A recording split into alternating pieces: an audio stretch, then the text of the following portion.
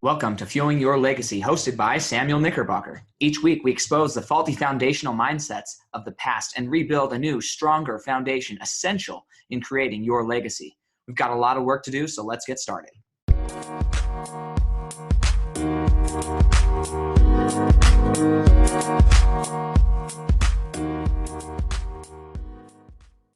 Welcome back to Fuel Your Legacy, and today we have a good friend of mine on. We've known each other for almost 2 years. 2 years. Met him at Toastmasters. He's like the godfather over there. And just make sure everybody does what they do, and he's helped a lot, gives lots of great feedback. It takes a good, experienced person to be able to give feedback, and so he is definitely one of them. His name is Bart Merrell, and we're going to get into some of the fun things of his life and what he's been able to accomplish. But just a short intro for him. Bart is an international entrepreneur, author of Monetize Your Mindset, and money mindset presenter. He has never had a real job. I'll let him tell you his age, but that's impressive. He's never had a real job. He doesn't need one and believes you don't need one either. His mission is to show you exactly how to create financial security by monetizing what you already know. Bart believes that ordinary people can succeed extraordinarily well when they pay closer attention to opportunities that exist all around them and act upon them. So, super, super excited. I know some of his dirty secrets that I'm going to ask him about. No, I'm not going to embarrass him too bad. But I'm super excited. But really quick, Bart, thank you for being here.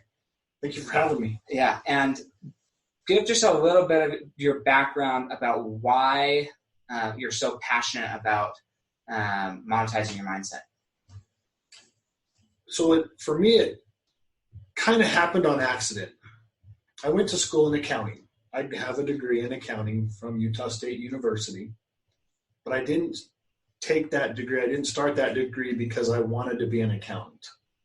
I wanted to get in the FBI, and we had a family friend who was an ex-FBI agent, and he told me that was the easiest way to get in. Once you get in, you get to apply for the positions you want, and if you're good at those positions, you get to stay there.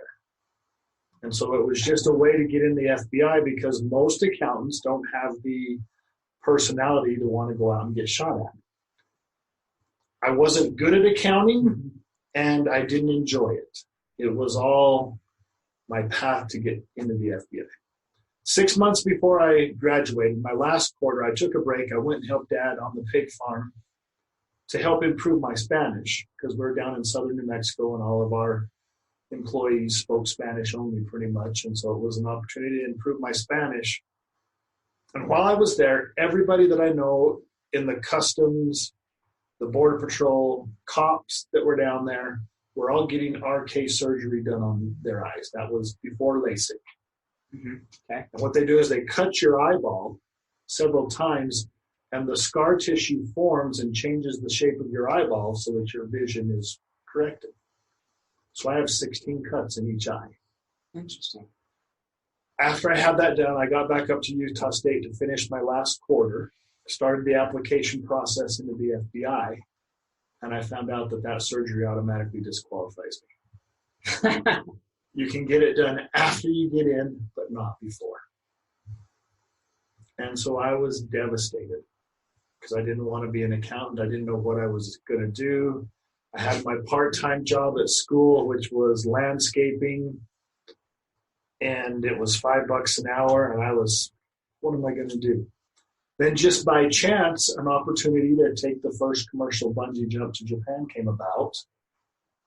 And I was, sure, why not? Because I am a kind of an adrenaline junkie. And they needed someone who spoke Japanese, and I spoke fluent Japanese.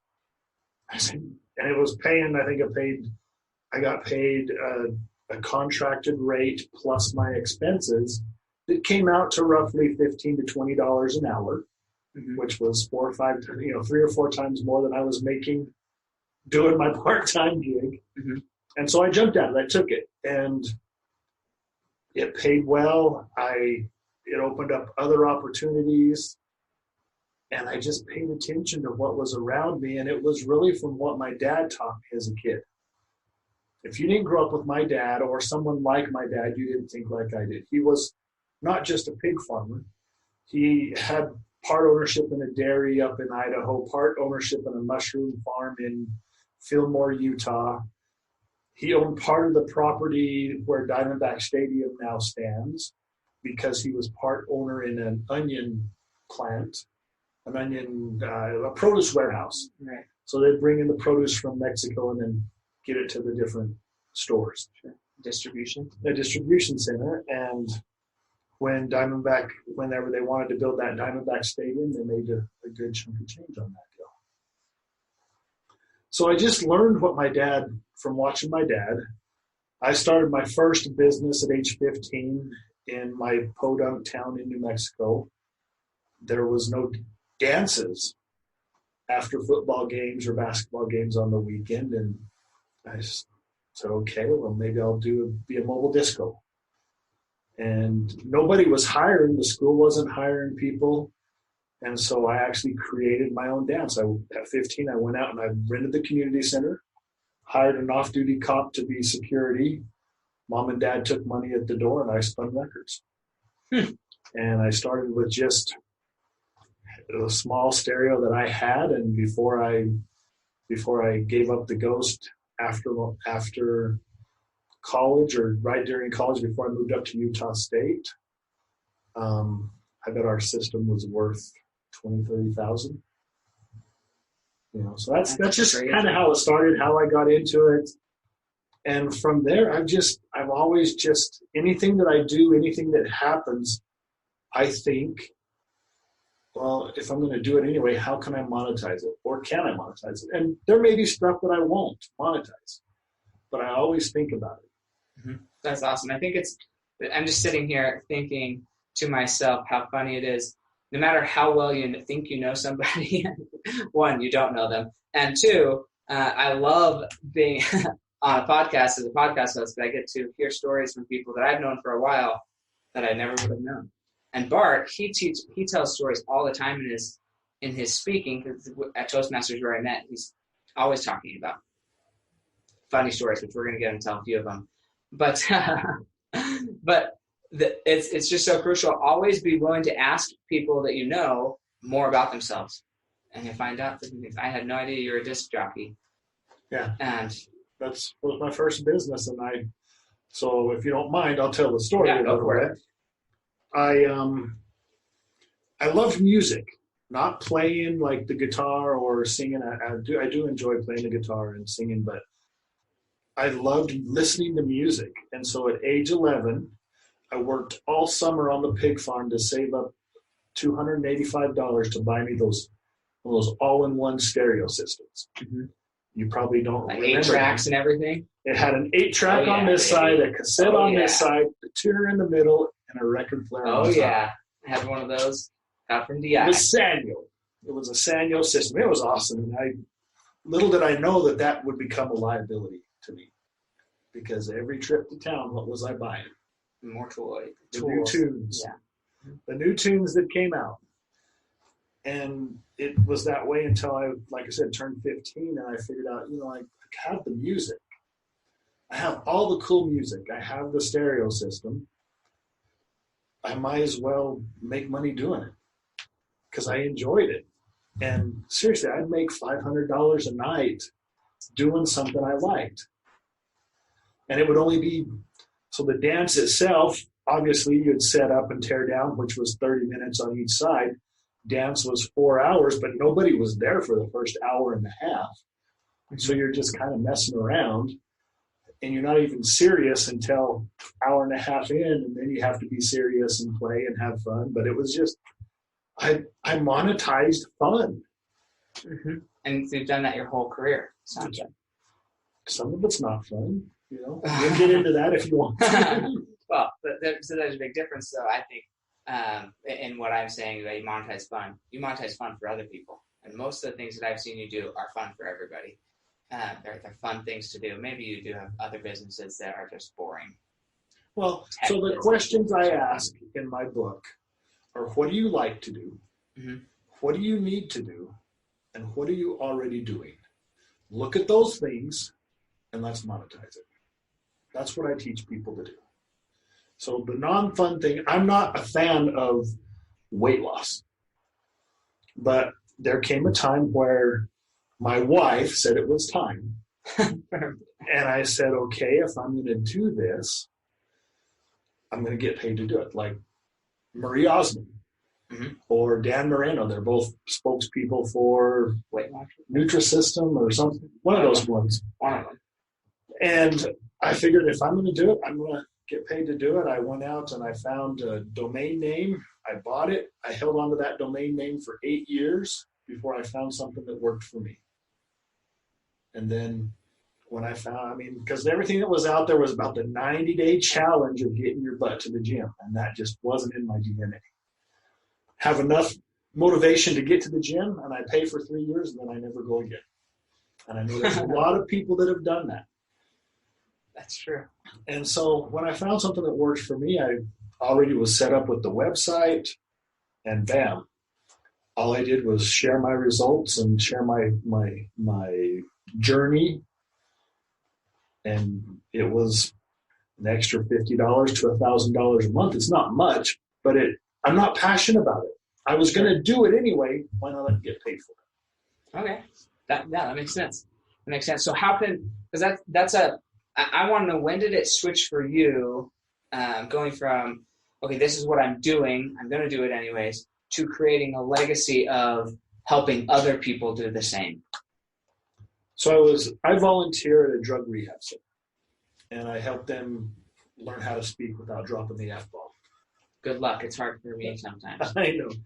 and so I teach them public speaking and how to share their story properly and how to influence people. And I was sitting there, but it was probably 2 weeks, 3 weeks in, and a girl named Jennifer was telling her story.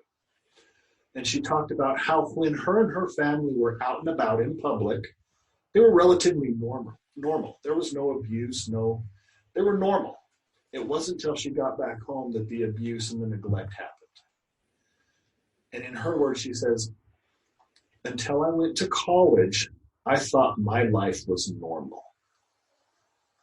And that hit me like a ton of bricks, because I thought my life was normal with 2 parents that loved and encouraged me.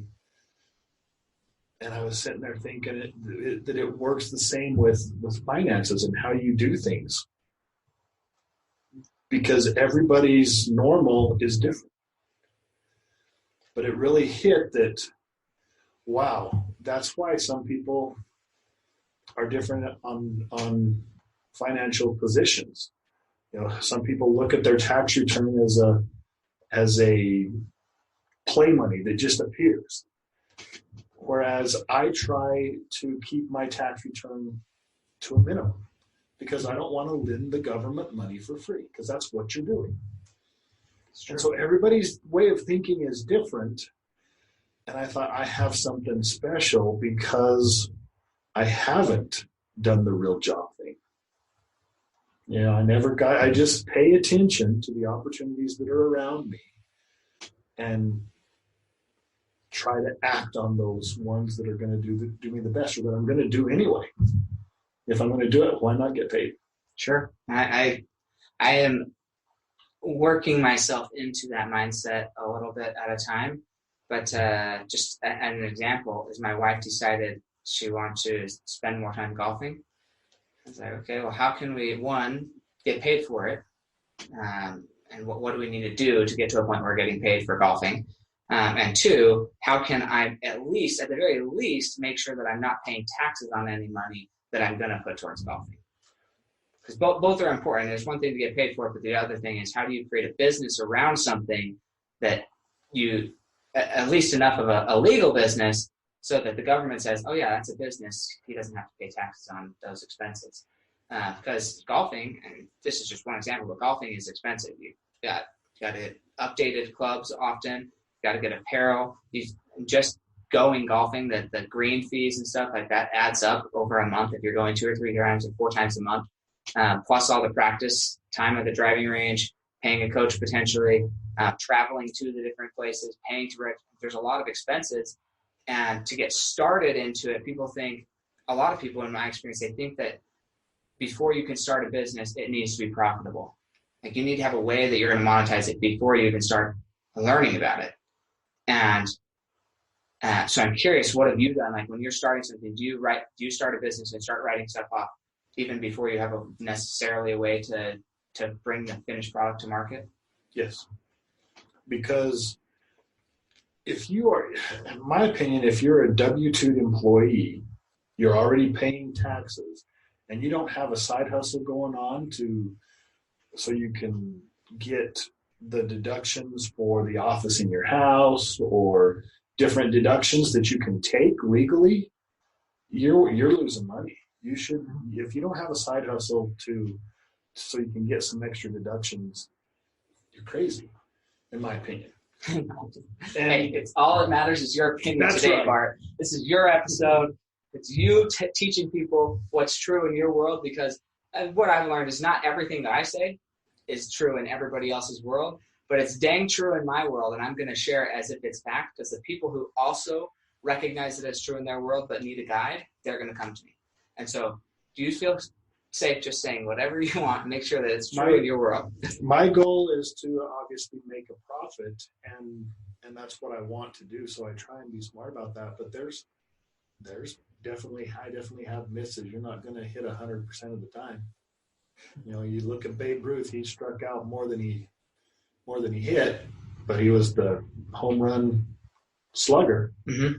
You know, so you're going to strike out more than you hit, but you still have to keep swinging, and you should be compensated for those expenses that you, or shouldn't say compensated, but allow the deductions. Right, allow for the things that you try. Yeah, exactly. Allow that's part of business. Yeah, and that's a big part of just life that people don't understand. I was just talking to a client right before this, and like, oh, my things are terrible. And so I was asking some more questions, and she said, well, I do photography. I was like, okay, if you do photography, like, do you have an LLC set up? Like, do you have it structured so at least you're writing stuff off? She's like, no. I'm like, I mean, you're right there. You're losing probably $200 a month in tax deductions between mileage of driving to and from, to take pictures, printing pictures, camera equipment, everything that you possibly could use for that business, you're losing simply because you're unaware. And it's not a bad thing necessarily, but that's what I love about what I do, is helping people become aware of different options that they have. So that's cool. Yeah, I love that. So let's get into a little bit. I want everybody to hear kind of what your experience of taking the first bungee jump to Japan was, for people to understand. It's okay to go do some maybe more extreme type business ideas. Like, what was your family situation like when you made that choice? Were you married, single? What was that process, and how did that work into a life, making a decision to go do something like that? So I was still single. I just graduated college, like I said, with a degree that I wasn't particularly interested in. And the opportunity came and I jumped at it. I didn't have any ties. I believe every time I went over to Japan, I had a girlfriend for the most part. With you there, or no, back here in the States? And I would go over there for 3 to 6 months at a time. I would come back, and then they would call me and ask me to. So I took the first bungee jump over. Then I took the first sky coaster over there, the big swing thing that's in the lagoon. Mm-hmm. Then they called me and said, hey, we saw this thing on TV. It's in Germany, and we want you to go try it. And I said, okay, what is it? They said, it's complete unattached free fall into a net from about 160 feet in the air. And I said, into a net? Yeah. But that's got to hurt. Yeah, that's why we want you to go try it. So I called Germany. Germany said, it's only for stuntmen right now. We'll call you when it's ready for the public. I didn't ever think I'd get a call. About 2 months later, I got a call. I called Japan. I was on my way to Germany to go try this ride. I went to Hamburg, Germany in the middle of February. It was cold. I tried it 4 times, flew to Japan. We sold 2 in Japan, and I built 2 of them here in the States. And Yeah. It was fun. How many stories is that? 160 feet. So it's about 16 stories. And that's the tip of the crane where they dropped, where the thing is. So you're probably really only falling from about 140 or 50 feet in the air. And then the net that catches you was about 30 or 40 feet off the ground. So you're getting a good 100-foot free fall. That still sounds terrifying to me. And you're sitting in this harness thing that you put your hands through some loops so you can't you can't spread your arms out and land on an arm awkwardly. You're kind of falling butt first. And they say, okay, here we go, 3, 2, and then they pull a thing and you get released and you fall into a net. It's hooked on bungee cords, so it cradles you. The one in Dallas, Texas is called Nothing But Net. Okay. And it's still going and still popular. The one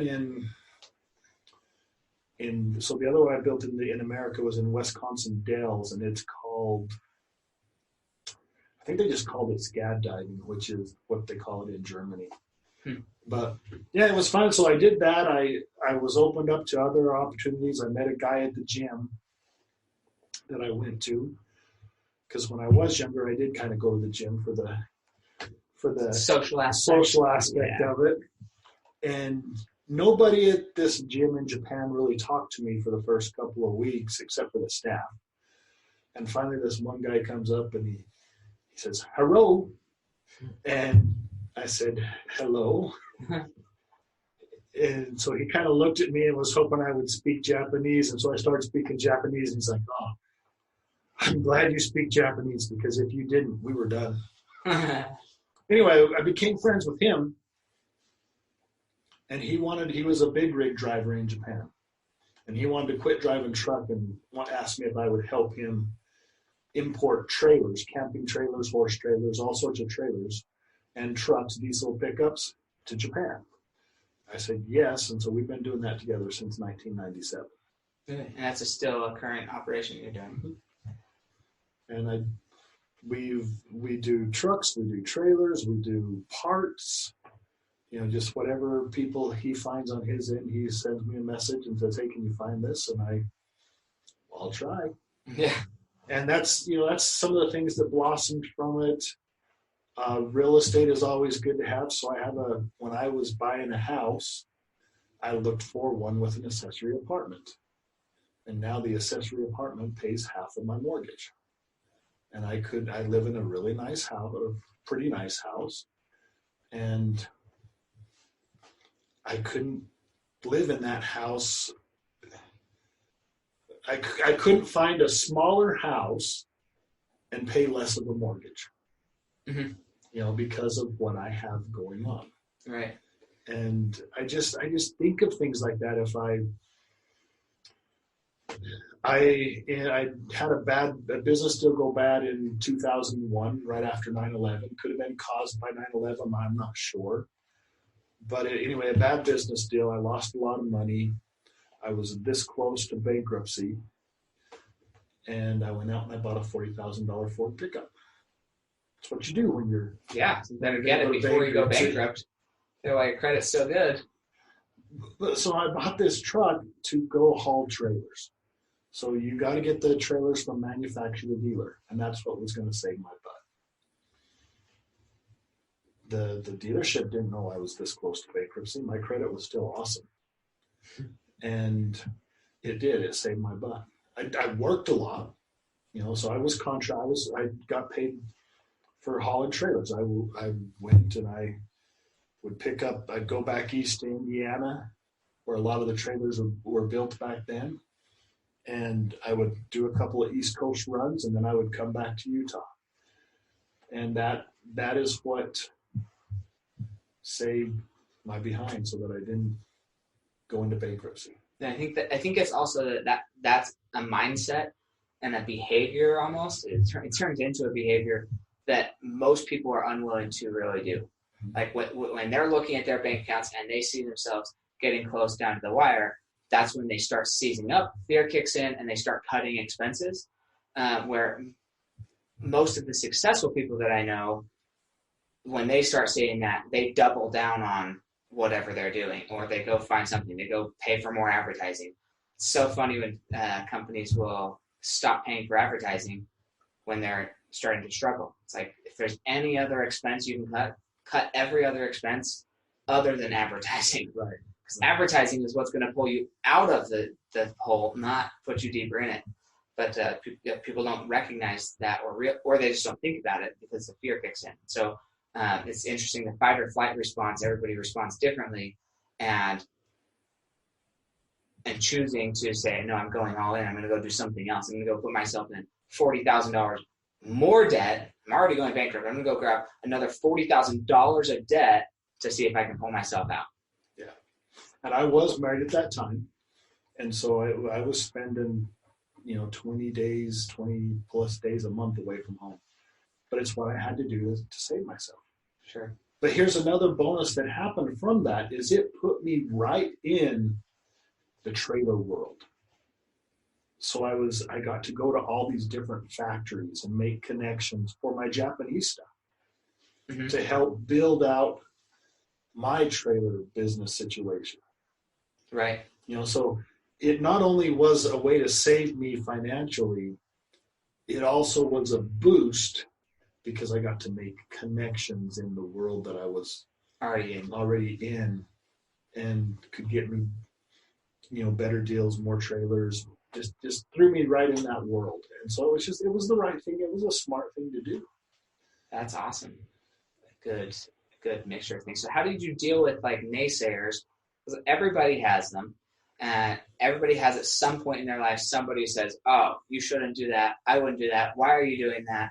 And if it's not somebody else, right, then it sometimes is our own selves.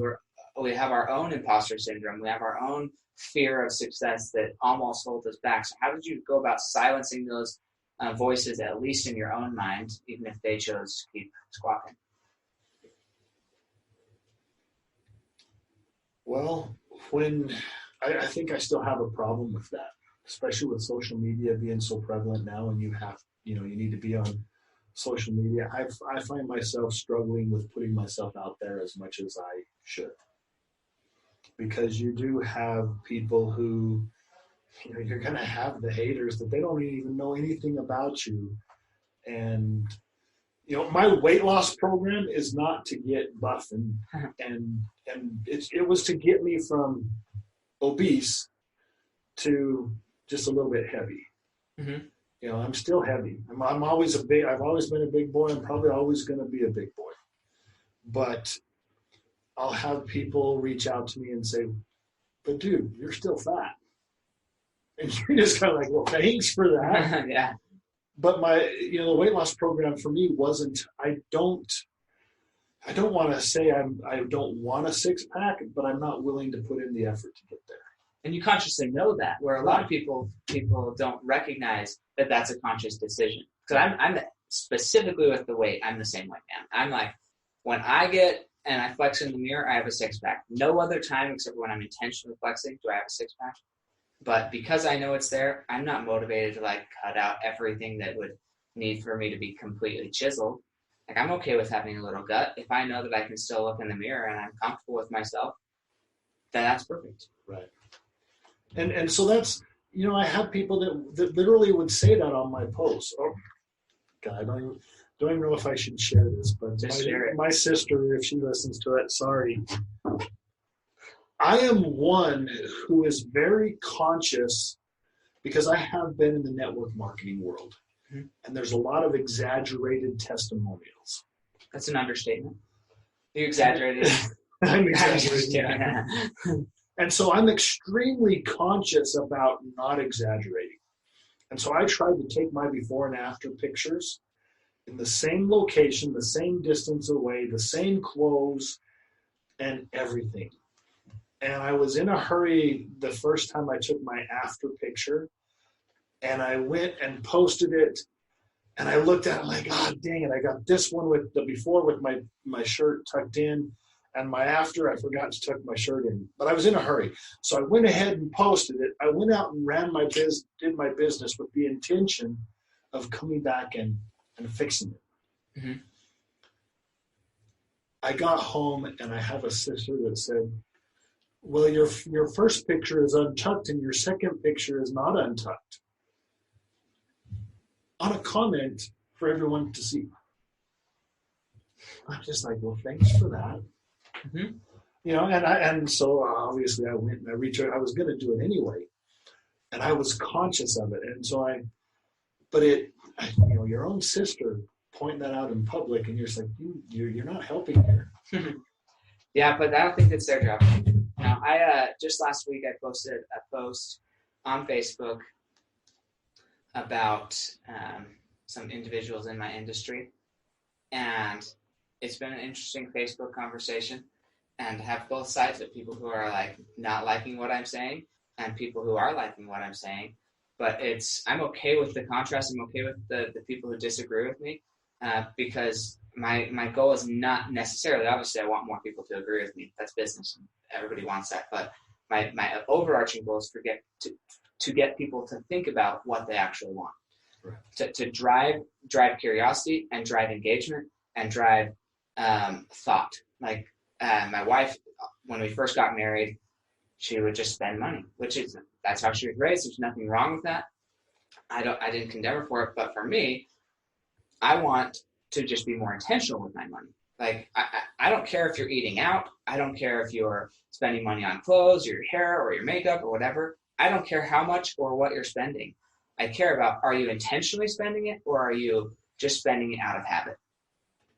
And I think that's where, for you, you've created definitely a habit. Maybe you were raised with this habit, ingrained with this habit, to see opportunities to make money through those three questions that you said, and to always see the opportunity or figure out how you can make money out of whatever you're doing.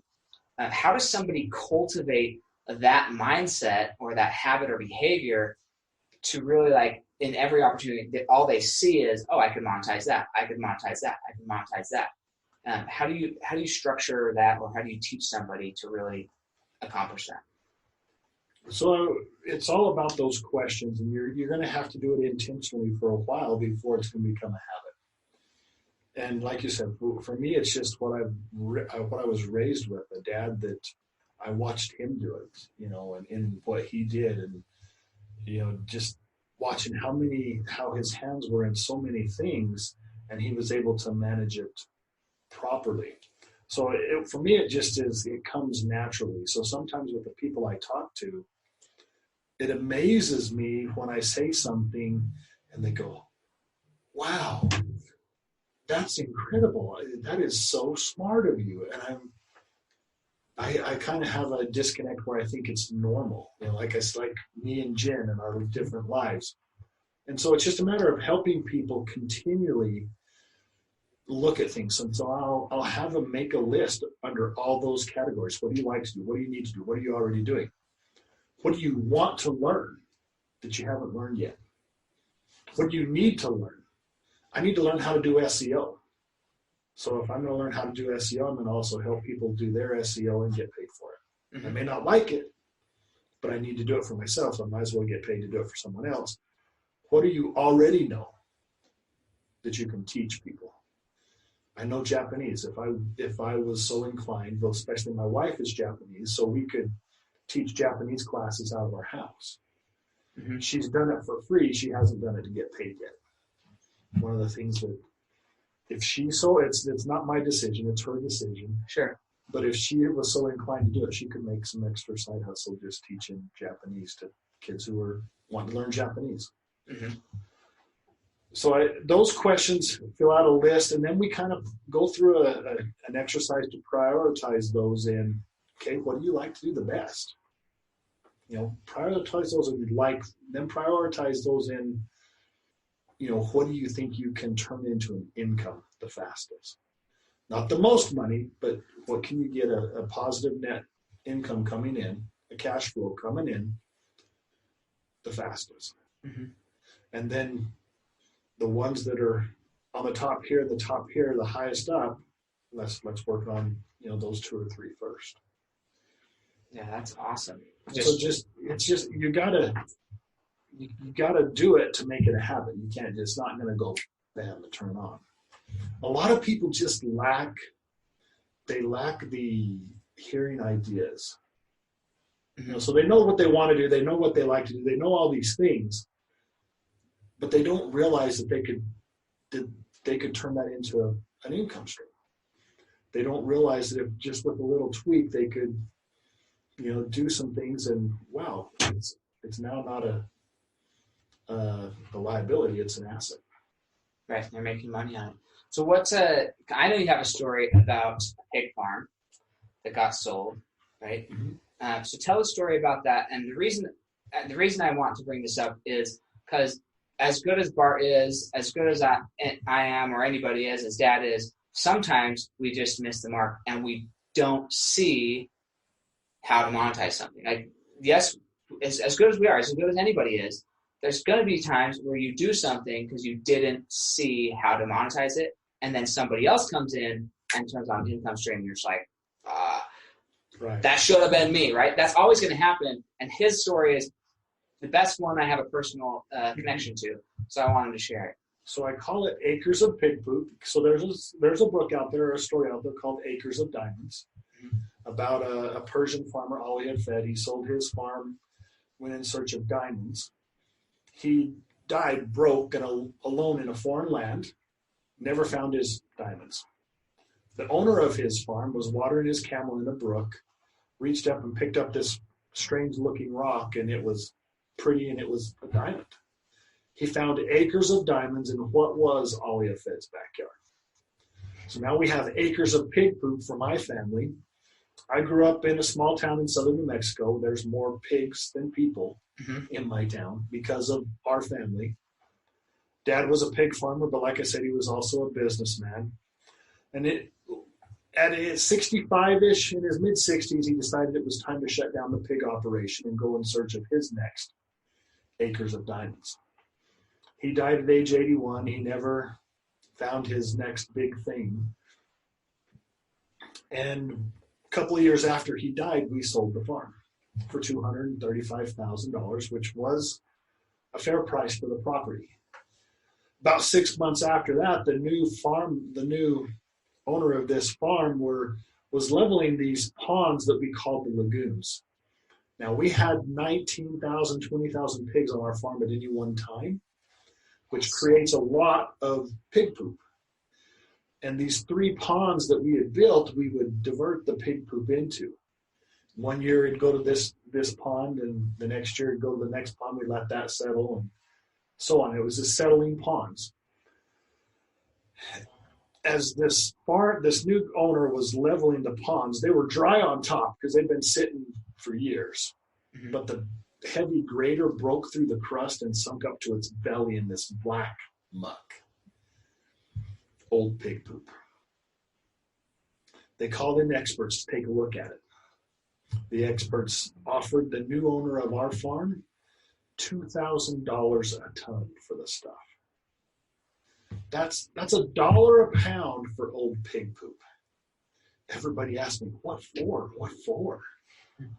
For fertilizer. There was probably 500 tons of the stuff. So the farm that we sold for $235,000 is now worth over $1 million in old pig poop alone. So that old pig poop was literally acres of diamonds right under my dad's nose that he missed. And he shouldn't have, because when we were diverting the raw sewage, the raw pig manure into these ponds, we also had cotton farms and, we fields all around it, cotton, corn, maize. And he would run the liquid in with the water that we would water the fields with. In the ditch, he would run the manure in there as a fertilizer for our farm. So I don't know why it didn't click for him, that it was right there, right under his nose, right in his backyard. And so I tell that story, and I ask people, so where are your acres of diamonds? Are you going to be like Ali Hafed and my dad and overlook them, or are you going to take advantage of what's right there? Yeah, I talked about this numerous times on the podcast, but that's the value, I think, of paying for an expert and having an expert come in and actually educate you on what you have. Right? So many people think, well, if I'm going to do it, it's up to me. I mean, these are all like these common entrepreneurial statements, and it's not to discount them because it's true. If it is going to be, it's up to you. You got to figure it out. But the part that gets, I think, misinterpreted is that people think they have to go it all on their own. They have to figure it all out on their own. Look, people have been doing business for literally thousands of years. And some of that knowledge has been passed down, and some people, they just sit and study all that knowledge. And it's like, there's no point in reinventing the wheel every time. Go and ask somebody who's an expert in your industry or in the industry that you want to get into and say, hey, here's what I'm doing. Where can I go? I was literally talking to my accountant yesterday, and he wanted to show me the budget system that he gives all of his clients so that they can manage their finances so it's easy for them. And I'm sitting there looking at it, and there's a few features that I don't currently have on mine. I might sneeze here, maybe. And so he's showing me this, I'm like, okay, this is good information. Well, let me show you what I'm already doing so we can see how we can blend the two, because I see value in what you're offering, this professional's offering, but there's also see what I'm doing, how you can help me rather than just starting fresh. Because sometimes you'll have an advisor come in and you think, oh, I need to scrap everything I've done in the past and start over with this new advisor. You don't always have to do that. So I flipped the screen and showed him what I already have in place. He's like, whoa, you're like 4 or 5 years down the road of where I normally start with my clients. So you're already used to this. You're already used to X, Y, and Z, different aspects of this system. So let's jump right in up there. Now, if I had been so unwilling to share what I've already been doing, I would have missed the opportunity of 4 years worth of knowledge progression. He's like, oh, you don't need to be retaught all this stuff. I also was able to move forward faster. I'm not sitting there getting bored by my advisor because my advisor is not teaching me at my level of education. But also, I did learn quite a few things just talking to him. Like, okay, I've been doing okay. In fact, I've been doing really well, but there's a few aspects of what he teaches his first-year clients that I wasn't doing because I didn't know to be doing them. And so being willing to be humble and coachable and just call an advisor and say, look, can you come and just take a look at what I'm doing? And it's easy to get blind to your own situation. I work in finance, and I don't run my own finances. At least once a year, I have another advisor in my office come in and look over all my numbers. So they can tell me, hey, you could save money here, you could stop, you could tweak this, you could tweak that, because I get blind to my own situation. And it's so easy for anybody to get that, especially somebody in an employee mindset. I feel like people who are used to just working for somebody else, it's so much easier for them to be blind to all their opportunities. Well, it's safer, for them. But like you said, it's safer for one, but it's also, like I was mentioned earlier, giving them ideas. They want to hear the ideas. And so from listening to someone else and what they're doing, maybe like you were talking there, they splinter off from whatever it is they hear someone else talking about. So SEO, something that I'm doing because I need to do it myself. This person hears me talk about that. Oh, well, I'm on social media a lot. I could manage someone's social media with something I'm already doing. They got the idea from the SEO part because of something I needed to do. Now this is, just splintering off other people's ideas. Once they hear the ideas come in, it triggers their brain to start thinking about, oh, okay, so this is how I do it. And then if they continually do that, trigger their brain, then it becomes a mindset, and it becomes how they deal with the way I do, how they do what I do. Mm-hmm. It's risky. You're comfortable doing the employee thing because the money comes in all the time. And I don't advocate quitting your job until you can cover your job's income with your side hustle. But some side hustles a garage business that turns into a multi-million-dollar business. We have several of them that we know of. Mm-hmm. And one of the interviews that I did for my book was about the nail wraps. It's called Jamberry. Mm-hmm. It started in, two ladies were out getting their nails done, and they said, I think we can do this at home by ourselves, do-it-yourself nail wraps. And that turned into that little idea turned into a garage business. Then it turned into a multi-million-dollar deal for the family. That's so crazy. And so there's just so many things that you never know what's going to happen. It may flop. It may not turn into anything. Mm-hmm. That's the risk you're going to take. And I talk about the time I jumped off a bungee tower, just hanging on to the cord. I didn't attach it to myself. Mm-hmm. And I kind of turned that towards a risk idea. To be an entrepreneur, you got to be willing to take risk. Jumping off, I didn't know that I could hold on, but I had an educated guess. It wasn't don't do stupid decisions, but my dad would probably differ. He would probably, every time I tell that story, he probably rolls in his grave like, I can't believe I raised someone so stupid. But I had an educator. I had felt the pull before from the bungee cord. Mm-hmm. I figured that I could handle it. It's the same thing with in business. To be an entrepreneur, you got to be willing to take a little bit of risk, an educated risk. Mm-hmm. Just because you have an educated risk doesn't mean it's going to work. Sure. But that's okay. Yeah. I mean, I tell this story. I'm starting to tell it more and more because now I've proven it, right? It's one thing to like, I'm going to go do this. And then the other thing is like, okay, now I have like factual numbers to back up what I said I'm doing. But, last October, I decided to go put $7,500 on a credit card at 25% interest, 24% interest. And most people would say that's the dumbest decision you could do. Sam, you work with finance. Why would you do something so dumb, right? And I figure if I was to have to pay 25% interest on that $7,500 over a full year, I'd pay anywhere between $1,500 and $2,000 of interest, which is like, that's a lot of interest on a credit card. Like nobody wants to stomach that. Like, hey, this is going to actually cost you $2,000 of interest or whatnot. But so that was October, and I didn't know that I was going to get a return on my money. But the person I trusted that money with, he had a good track record of helping people increase their income. And so by December, so now if I take my average income from December to today, my average monthly income has increased by $3,000 a month. So if I just take that over 12 months, right? Over 12 months, I would pay $2,000 of interest. Over 12 months, I now have an increase in $3,000 a month. That's $36,000 that I would have missed out on if I wasn't willing to take a calculated risk and say, okay, I know it's going to cost me interest. I already know. It's not like I'm ignorant to the fact of what it's going to cost me, but is it worth the potential gain? Right.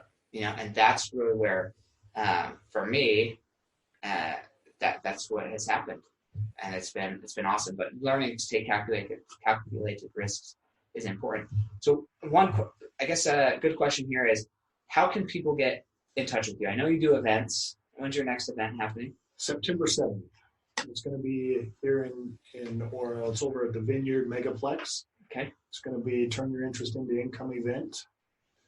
And you can go to bartmerrell.com and see. So I think it's bartmerrell.com/monetize your mindset if you're interested in registering. And it's got a full day event. We're going to go through the process of identifying the things you like to do, need to do, already doing, and build your list. And we're going to start putting those into a priority to which one you should start first, and get you on the path of turning that interest into income, finding your interest and turning it into income. Talk a little bit about marketing and how to start marketing it, and the things you need to just have in place. Like you said, LLC, whatever. How are you going to do this? What's the best way for you to do your, organize it? And that's going to be, like I said, September 7th. bartmerrell.com is my website. weight loss is back to my weightandweight.com. So if you need to lose weight, and so just a brief overview on that. 2 months and 5 days, I lost 48 pounds. And I did it without stepping foot in a gym. Awesome. And it was easier than I expected. And it took me 8 years to find it. So anyway, that's, and where else would we connect with you? Like Facebook, Instagram? Facebook. I know you hate social media, but. Well, actually, I like Facebook. I need to do better on Instagram, and I will, but just Bart Merrell on Facebook and Instagram. You can find me there, LinkedIn. Okay. I'm more active on Facebook. Connect with me there. My book, Bart, is Monetize Your Mindset. It's on Amazon. It's also on my website, bartmerrell.com/book. And will you have a copy of that at your event? I will. As well. Perfect. Yeah. We'll be giving out prizes and stuff at the event as well for those who play. There you go. So you gotta play to play. That's awesome. So this next section is called Legacy on Rapid Fire. It's my second favorite thing. That's why I say it's second to last.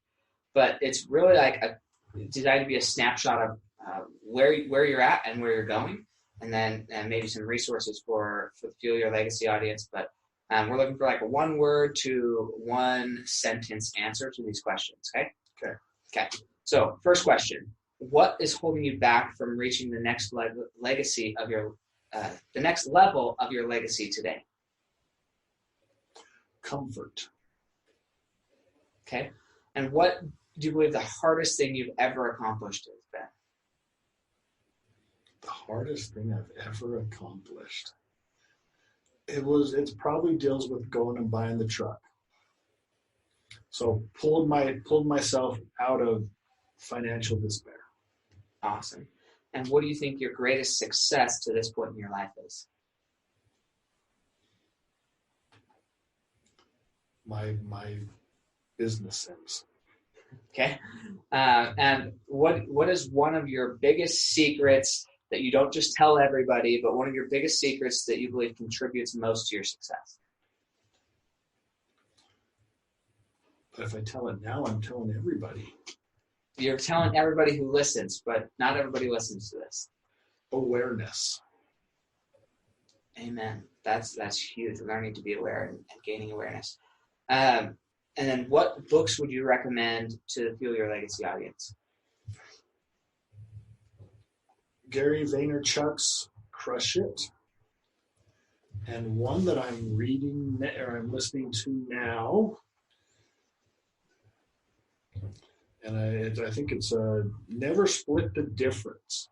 It's a good one. It's about negotiating. An FBI guy telling his story about how he negotiates.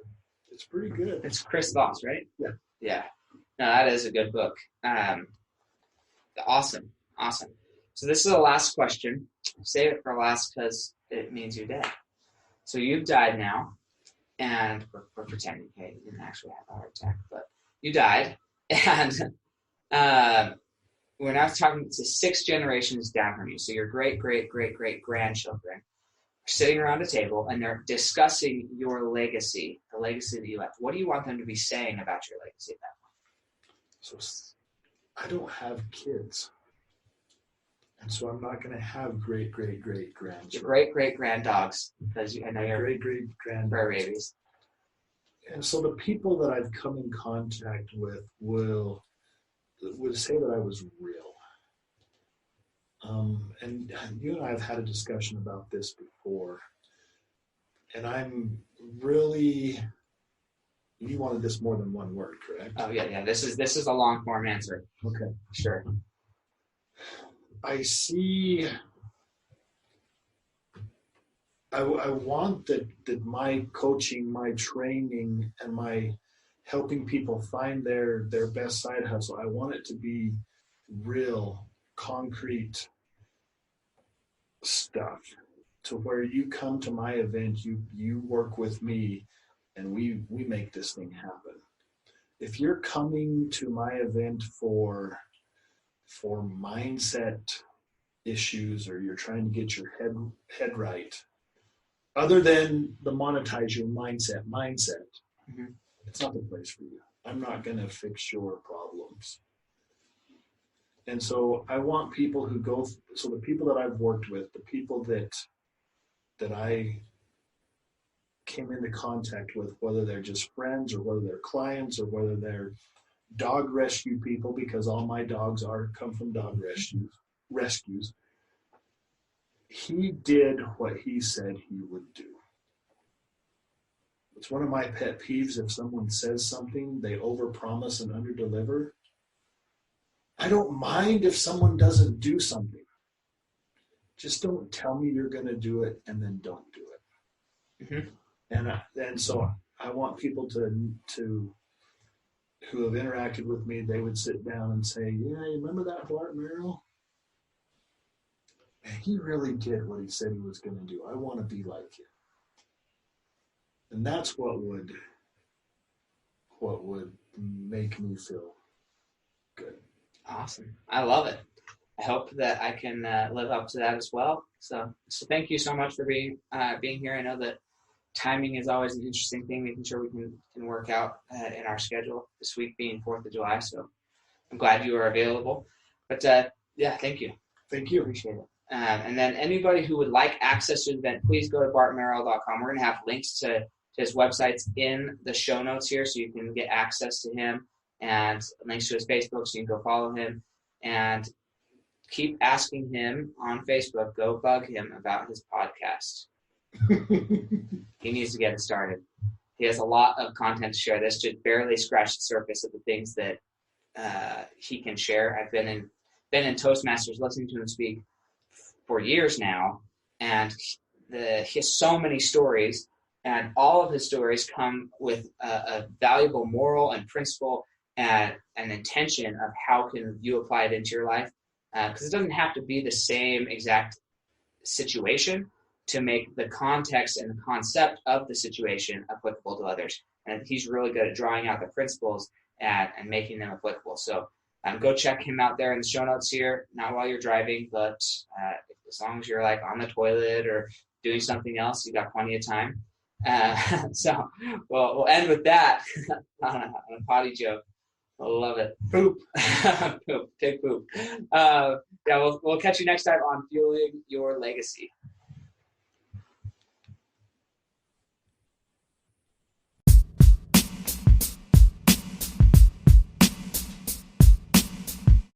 Thanks for joining us today. If what you heard resonated with you, please like, comment, and share on social media. Tag me so I can give you a shout out on the next episode. And thanks to all those who have left a review. It helps spread the message of what it really takes to build a legacy that lasts. Catch you next time on Fueling Your Legacy.